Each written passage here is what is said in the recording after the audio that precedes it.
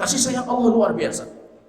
Kalian bisa meleleh, kata Imam Ibnul Qayyim, kalau kalian tahu bagaimana Allah sayang kepada kalian. Meleleh. Kalau kalian tahu bagaimana Allah sayang kepada kalian, kalian bisa meleleh.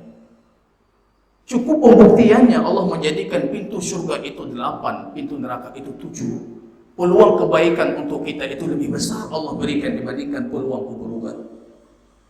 Cukup kasih sayang Allah, kita beramal saleh itu dikali lipat sampai 10 kali lipat. Kalau kita melakukan keburukan, yang dicatat cuma 1 keburukan. Rugi, kata Imam Ibnu Mas'ud. Orang yang satunya itu bisa mengalahkan yang 10. Rugi.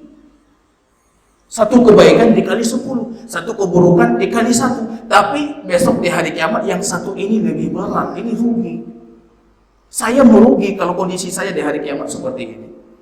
Ditimbang rupanya yang 1 itu lebih berat dibandingkan yang 10. Padahal baginda Rasul mengatakan 1 kebaikan dikali 10, 1 keburukan tetap dihitung 1 keburukan. Kalau yang 1 bisa mengalahkan 10, artinya Anda melakukan kejahatan dan keburukan melebihi 10 dibandingkan kebaikan. Itu orang paling merugi. Rahmat Allah.